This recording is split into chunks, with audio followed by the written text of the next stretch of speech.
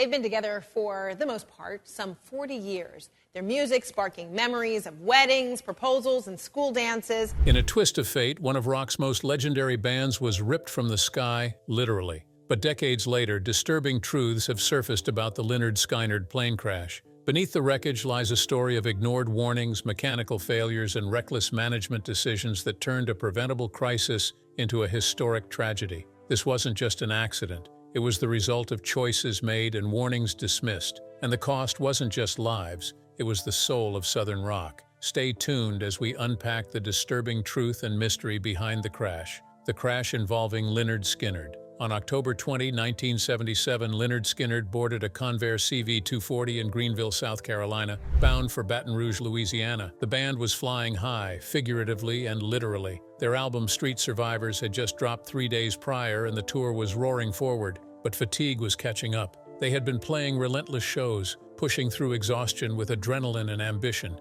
Yet above all else, one constant loomed large: the unease surrounding the plane. The Convair had been making everyone nervous. From band members to crew, murmurs of discontent and fear had been building. But what no one knew as they boarded that evening was that this would be the plane's final journey and the end of a chapter for Southern rock history. As the twin-engine aircraft passed over the Mississippi woodlands, disaster struck. First, the right engine failed, then the left began to sputter. The plane was gliding, powerless, into the dense forest below. In the next few minutes, it crashed in Gillsburg, Mississippi, killing 6 people, including Ronnie Van Zant, Steve Gaines, Cassie Gaines, assistant road manager Dean Kilpatrick, and the pilot and co-pilot. Survivors lay scattered, bleeding and broken in a dark swamp, awaiting help. The wreckage was catastrophic, but while the world grieved a rock tragedy, the investigation unearthed something more disturbing. This flight should never have taken off at all. Beneath the tragedy lay a preventable disaster rooted in mechanical failure, poor oversight, and shocking managerial neglect. The Convair CV-240 wasn't new. It was a 30-year-old propeller-driven aircraft built in the post-World War II era and passed through many hands over the decades. By the time it came into the orbit of Lynyrd Skynyrd's tour, it had been leased through L&J Company of Addison, Texas, a small charter firm with questionable oversight and a thin safety record. There had been issues for weeks. The aircraft's right engine had been malfunctioning, and the left wasn't much better. Mechanics reportedly had to nurse it along between shows. The fuel gauges were inaccurate, forcing the flight crew to estimate fuel levels by physically checking the tanks. And beyond the mechanical faults, the plane itself had a worn, ragged look, leaking oil, shaking during turbulence, and making strange noises during taxi and climb. Worse still, L&J's maintenance documentation was sloppy. Some key repairs were either delayed or logged informally, and there was confusion about what equipment had been inspected and what hadn't. Mechanics sometimes worked without standardized FAA certification procedures being fully enforced. In a post-crash audit, NTSB investigators noted that the charter operator had no formal maintenance program that could pass commercial aviation standards. What's worse, several flights prior to the crash had already shown signs of serious mechanical instability. On one occasion, the plane reportedly struggled to gain altitude. Crew members worried aloud about whether they'd make it to the next city. But each time the show went on, the band climbed aboard. The plane took off again. Months before the tragedy, the same aircraft had been scouted by Aerosmith's management team for their upcoming tour. During the vetting process, assistant tour manager Zunk Bucher observed something that stopped him cold. The pilots were drinking. According to Bucher, the pilot and co-pilot were passing a bottle of Jack Daniels during their meeting. Aerosmith immediately declined the aircraft, and the flight crew, citing safety concerns, the pilot in question, Walter McCreary, was known for erratic behavior. His license was active, but his performance record included minor incidents that had raised eyebrows. The co-pilot, William Gray, was younger and less experienced, but reportedly deferred to McCreary in every situation. Neither pilot had recent recurrent training required for emergency procedures, and their familiarity with the aircraft's quirks was patchy at best. That same aircraft with the same pilots ended up in the hands of Lynyrd Skynyrd's team. Why? The simple answer: it was cheap and available. But the deeper answer lies in the structure and decision-making priorities of the band's management. At the helm of Lynyrd Skynyrd's tour logistics was Peter Rudge, a powerful figure in the rock world who had previously worked with the Rolling Stones and The Who. Under his guidance, The band was on a rigorous schedule with high financial stakes. Canceling shows wasn't just a hassle. It meant lost revenue, disappointed fans, and reputation damage. The decision to continue using the Convair, despite mechanical complaints, was suggestive of a larger problem. Safety simply wasn't the top priority. Cassie Gaines, the soulful backup vocalist and sister of guitarist Steve Gaines, had been vocal about her fears. She did not want to board that plane. She had told others she preferred riding in the equipment truck instead. She begged not to fly on the plane as she felt uneasy. Her brother Steve tried to reassure her, but the worry never left. Billy Powell later confirmed Cassie's reluctance, saying she was terrified of getting back on that plane. She didn't trust the aircraft, not its creaks, not its smell, and certainly not its age. But she was convinced to get on, perhaps out of loyalty to the group, or maybe because defying the plan wasn't as simple as it sounded when you were just one voice in a roaring machine. Steve Gaines, though supportive of his sister's worries, had laughed it off. Others had too. Some joked about the plane going down, dark humor that, in hindsight, feels like a cry for help no one answered. The band had reportedly nicknamed the Convair the Death Plane, and still, they boarded. Even Ronnie Van Zant, the band's frontman, seemed eerily resigned that day. One of the last things he reportedly said was, "If it's my time to go, it's my time." He was barefoot on the plane, sleeping on the floor in the rear section. For a man known for his intensity and grit, that image, calm, laid down, facing the sky, feels more like a closing chapter than a travel routine. Band members said the mood before boarding wasn't its usual rowdy energy. It was quiet. There were nervous glances, not just over the weather or the venue waiting in Louisiana, but over the aircraft itself. Billy Powell later said that they discussed that the plane wasn't safe. There was also that final photo, the one taken just hours before they left Greenville. They stood close, dressed in denim and leather, framed by the shadows of dusk. It was meant to be promotional, nothing more. Their faces calm but distant, as if part of them already knew. The image would be frozen in time as their last earthly portrait. When investigators from the NTSB reviewed the crash, the official cause was listed as fuel exhaustion. But the story wasn't that simple. The aircraft had run out of fuel mid-air, yes, but that only scratched the surface. The pilots had been relying on inaccurate fuel gauges and hadn't performed a physical check of the tanks before takeoff. Worse still, the engines were set to auto-rich mode, which burns through fuel at a far higher rate, a setting appropriate for climbing, not for cruising. There was no auxiliary fuel strategy, no real safety margin. They were flying on calculations and hope. The final minutes of the flight were desperate. The pilots attempted to make it to Macomb-Pike County Airport. They didn't make it. The plane dropped altitude rapidly and clipped trees before nosediving into the thick Mississippi forest. The fuselage split, and bodies were thrown from the wreckage. The crash wasn't instantaneous for everyone. Some passengers were critically injured and died shortly after impact. Others, like keyboardist Billy Powell and guitarist Gary Rossington, survived but carried the physical and emotional scars for life. In the 1970s, the touring world for rock bands was the Wild West. Bands routinely hired charter aircraft with little due diligence. Managers were focused on logistics, cost, and speed. FAA regulations for non-commercial charter flights under Part 135 were far more relaxed than for scheduled airlines. That loophole meant bands could fly with charter operators that skimped on maintenance or cut corners. L&J Company was operating under that exact regulatory gray zone. While technically in compliance with minimum FAA charter standards, their aircraft maintenance culture and pilot training procedures wouldn't have passed under today's scrutiny. And yet, no one in Lynyrd Skynyrd's camp demanded a safer alternative. The pattern of risk was clear: exhausted flight crews, repeated technical malfunctions, and no redundancy built into the operation. In the wake of the crash, it became clear that L&J Company had not adequately maintained the Convair. Yet no one in the management structure had pushed for a more rigorous review. The choice to use the plane, despite warnings, was an act of managerial negligence that proved fatal. Skynyrd's management was never criminally charged. There were lawsuits, of course, settlements for families, long legal battles and insurance claims, but no one went to prison. That, for many fans, added another layer of heartbreak, that the people responsible walked away while others were buried. When the band's label released Street Survivors, the cover originally featured the band engulfed in flames, a haunting image that, after the crash, became too much to bear.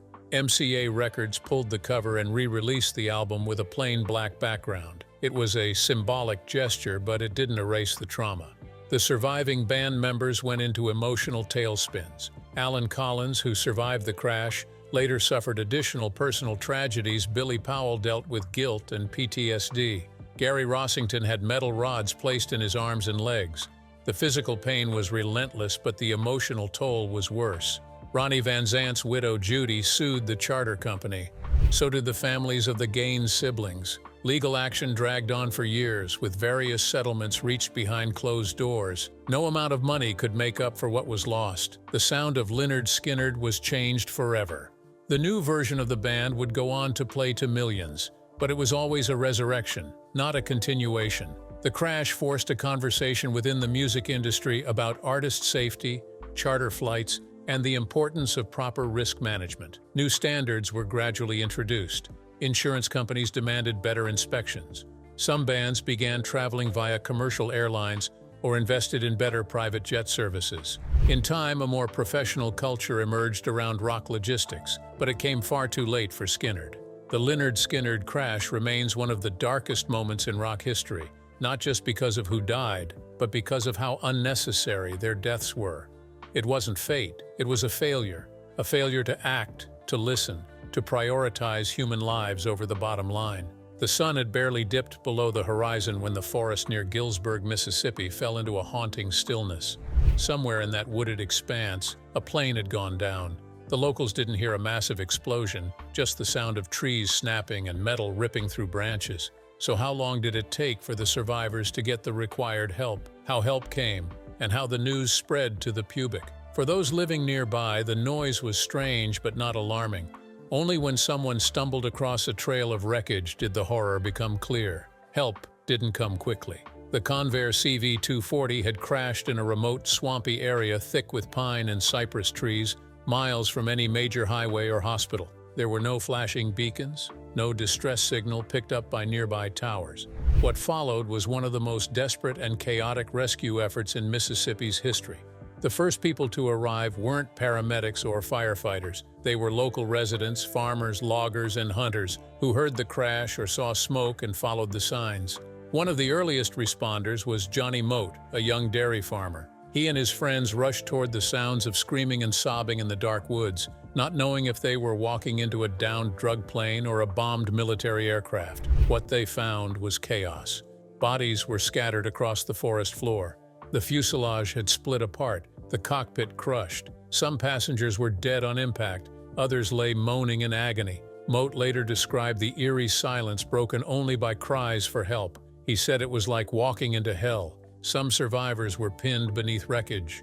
Others were wandering aimlessly in shock. Guitarist Gary Rossington had been thrown from the plane, his arms and legs shattered. Keyboardist Billy Powell was badly injured and screaming for assistance. Alan Collins crawled through the mud, blood pouring from his nose. Steve Gaines was dead. Cassie Gaines, who'd been sitting toward the back, was thrown from the plane and died instantly. Ronnie Van Zant was found slumped against a tree, his injuries so severe that he was unrecognizable at first. The rescuers had no formal medical training. They did what they could, lifting survivors out of the debris, applying makeshift bandages, and trying to keep people awake. It would take nearly an hour before the first official emergency crews arrived. Ambulances and fire crews from Macomb, Magnolia, and other nearby towns flooded the area, but navigating the terrain was nearly impossible. Emergency responders had to carry stretchers through thick brush, over uneven forest floors, and across swampy ditches. There were no roads wide enough to drive in. Helicopters were eventually brought in to airlift the most severely injured to hospitals in Jackson and Macomb. For some, it was too late. The pilot and co-pilot died on impact, as did assistant tour manager Dean Kilpatrick. Cassie and Steve Gaines were pronounced dead at the scene. Ronnie Van Zant, the band's charismatic leader, had suffered a fatal blow to the head and chest. Of the 26 people on board, 6 were dead and more than a dozen others were critically injured. It was one of the worst aviation accidents in rock history, but it hadn't even made the news yet. In the hours after the crash, media coverage was slow. There was no Twitter, no live footage, no viral reporting. For many fans, the first whispers came through late-night radio stations and word of mouth.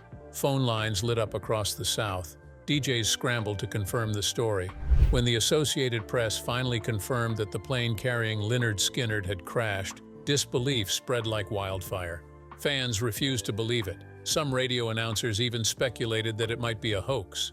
Others reported that Ronnie Van Zant had survived, only to issue corrections later when the band's label, MCA Records, confirmed the deaths.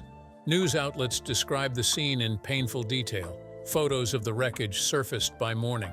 Images of twisted metal, blood-soaked instruments, and shattered guitars flooded newspapers. Fans woke up to headlines like, "Rock band Lynyrd Skynyrd in plane crash, several dead." It didn't seem real. The emotional response was immediate and intense. Lynyrd Skynyrd wasn't just another rock band. For millions of fans, they were the voice of working-class Southern America. Their songs Sweet Home Alabama, Freebird, Simple Man had become anthems of independence, rebellion, and pride. Ronnie Van Zant was more than a frontman. He was a poet in denim, a modern outlaw with a Southern drawl. In towns and cities across the South, radio stations played Freebird on repeat. Concerts were canceled in tribute. Bars dimmed the lights and played Tuesday's Gone.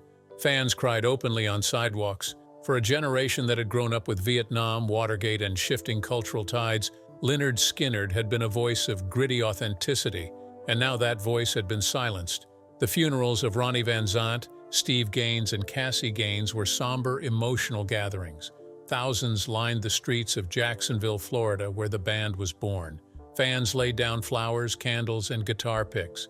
At Cassie's funeral, friends recalled how she never wanted to take that last flight. Steve's bandmates remembered how he had only just joined the group, bringing a fresh sound and a dazzling guitar style. It was all gone, just like that.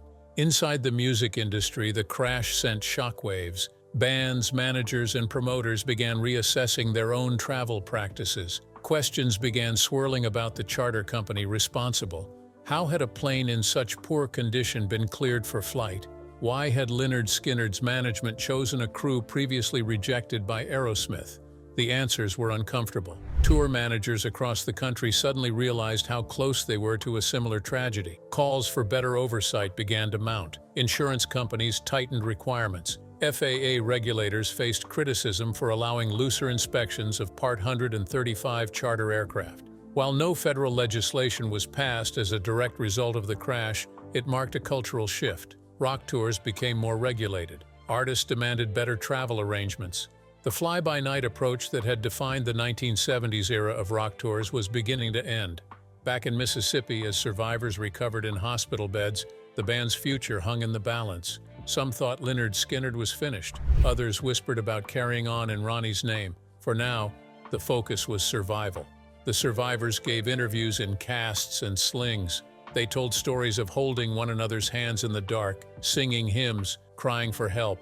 There was talk of divine intervention. There was also guilt. Why had they made the flight? Why hadn't someone spoken up? Survivor's life after the crash. In the aftermath of the Lynyrd Skynyrd plane crash, those who survived didn't just carry physical wounds. They carried the immense burden of grief, trauma, and the painful responsibility of remembering. The crash had left behind shattered bodies, broken dreams, and a band that would never be the same. For the survivors, healing wasn't just about surgery and recovery. It was about learning to live with ghosts. The injuries were staggering. Bones were broken in multiple places, organs punctured, spines damaged, but the emotional toll was far more lasting. Some never stepped on a plane again. Others spiraled into depression, addiction, or both. Yet from the ashes of the wreckage, a few found ways to rise again, even if they never fully escaped the shadow of October 20, 1977. Keyboardist Billy Powell was among the most vocal survivors of the crash. He had been one of the first to regain consciousness in the wreckage and made his way through the debris to find help. His nose was nearly ripped off, his face bloodied, and he had severe internal injuries. But he lived. Powell later recalled looking down at Steve Gaines' body, trying to process what had happened. The image would haunt him for the rest of his life. After recovering, Powell struggled emotionally. He gave several interviews about the crash, each time recounting the pain and horror in vivid detail. But music remained his anchor. He continued playing keyboards in various iterations of Lynyrd Skynyrd and was a fixture in the reformed band for decades. Sadly, Billy Powell died in 2009 at the age of 56 from a heart attack. He had called 911 complaining of chest pains, but paramedics arrived too late. His death brought fresh grief to the Skynyrd family. Powell had been one of the last connections to the original lineup and one of its most heartfelt storytellers. Guitarist Gary Rossington was perhaps the most physically injured survivor. He had both arms broken, his legs crushed, and a metal rod inserted into his right arm. He spent months in the hospital and even longer in rehabilitation. Doctors were unsure if he'd ever play guitar again, but Rossington defied the odds. He eventually rejoined the stage, though his body was never the same. Emotionally, the trauma lingered. He lost his best friend, Ronnie Van Zant, in the crash and often spoke about the burden of survival. Rossington continued playing with the reformed Lynyrd Skynyrd for decades. He was the last surviving original member and often introduced shows with a somber dedication to those they'd lost. He kept the flame alive, even when it hurt to hold it. In March 2023, Gary Rossington died at the age of 71. His passing marked the end of an era.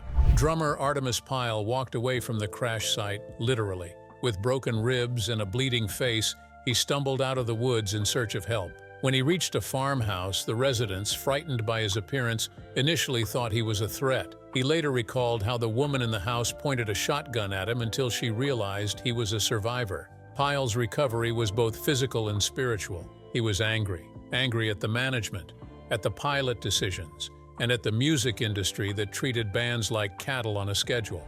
Over the years, he became one of the more controversial voices among the survivors, often at odds with other band members or estates. He formed the Artemis Pyle Band and kept touring, telling the story of the crash in his own words. His relationship with the reformed Lynyrd Skynyrd was strained. He was excluded from several reunions and accused of profiting off the band's legacy. But Pyle saw himself as a truth-teller, and he never shied away from calling the crash what he believed it was: negligence and preventable tragedy.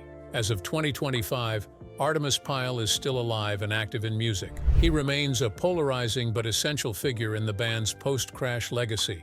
Guitarist Allen Collins survived the crash with severe injuries, including 2 broken vertebrae in his neck. Like others, he returned to the stage years later, forming the Rossington-Collins Band with Gary Rossington and keeping Skynyrd's spirit alive. But Allen's life after the crash was marked by escalating tragedy. In 1980, his wife, Kathy, died from complications during a miscarriage. The loss devastated him. Collins began abusing drugs and alcohol, and his behavior grew erratic. In 1986, while driving under the influence, he crashed his car, killing his girlfriend and leaving himself paralyzed from the chest down. From that moment, Collins could no longer play guitar. In a wheelchair, he became a warning story, a reminder of what grief can do to a person. He appeared in the 1987 Lynyrd Skynyrd tribute tour, speaking to audiences about the dangers of substance abuse, but his health continued to decline. Allen Collins died in 1990 at the age of 37 from complications of pneumonia stemming from his paralysis. His life was a painful coda to the crash, one that showed survival didn't always mean salvation. Bassist Leon Wilkeson survived the crash but was badly injured. His teeth were knocked out, his jaw broken, and his body battered. Nicknamed Mad Hatter for his eccentric stage presence and fondness for hats, Wilkeson returned to perform with the reformed Skynyrd in 1987 and remained a steady presence for years. He rarely spoke about the crash in public, but bandmates described him as deeply affected. He'd lost close friends, and that loss quietly shaped the rest of his life. In 2001, Leon Wilkeson was found dead in a hotel room in Florida at the age of 49. The cause was heart disease and complications from sleep apnea. His death, while not directly linked to the crash, felt like another chapter closing, another reminder that time was slowly catching up with the survivors. JoJo Billingsley was one of the band's backup singers, the Honkettes alongside Cassie Gaines. She was not on the plane that crashed. She had been feeling ill and missed the flight. That absence saved her life. But JoJo never fully recovered emotionally from the loss. Cassie was her close friend, and Steve Gaines had become like a brother. In interviews, Billingsley often wept when recounting how close she came to being on that plane. She became a born-again Christian and turned to faith. In later years, JoJo performed gospel music and made occasional appearances with the reformed Lynyrd Skynyrd. She died in 2010 at the age of 58 after a battle with cancer. The surviving members of Lynyrd Skynyrd shared more than music. They shared a tragedy few could imagine. In their own ways, each tried to honor the memory of those they lost, some by performing, others by stepping away. All of them lived with the weight of survival, The band's 1987 tribute tour was both cathartic and controversial. Johnny Van Zant, Ronnie's younger brother, stepped in as lead vocalist. Fans were divided, some grateful for the resurrection, others calling it sacrilege. But the band pressed on. New albums were made, old songs were revived. For the survivors, it was both a paycheck and a form of healing. Yet nothing they did could escape the shadow of the crash. Every note of Freebird, every line of That Smell carried with it the ghost of that forest in Mississippi. Today, only a few survivors remain. Time has thinned their ranks, and many of the band's children now carry the legacy forward. Skynyrd tribute bands tour the world. The band's songs remain staples on rock stations. And at every concert, every memorial, the names of the fallen are spoken aloud. Ronnie, Steve, Cassie, Dean, Alan, Billy, Leon, Gary. They weren't just rock stars. They were sons, siblings, friends, and fighters. And for those who survived, life after the crash was a second act they never asked for. For some, survival meant carrying a crushing weight of guilt, of memory, of loss. The spotlight never felt the same again. The music still played, but something sacred had been broken. Gary Rossington, the last original member to pass, once said that no show went by without him thinking about that night in the Mississippi woods. The silence after the crash, he said, never truly left him. For fans, Lynyrd Skynyrd became more than a band. They became a story of resilience, tragedy, and Southern grit. The crash froze them in history, but the music kept them alive. And every time Freebird soars through the speakers, it's not just a song, it's a remembrance. Even decades later, the ripple effects of that crash continue. Fans who weren't even born in 1977 still wear Skynyrd t-shirts, still sing along to Simple Man and Tuesday's Gone. It's as if the band became immortal through the very tragedy that tried to silence them. In roadside memorials and online tributes, their story lives on, not frozen in grief, but burning with reverence. What they gave the world wasn't just music. It was a defiant Southern spirit that refused to vanish. And in every chorus, every guitar solo, that spirit roars back louder than ever. If you enjoyed this video, like and subscribe, and also click the next video shown on your screen.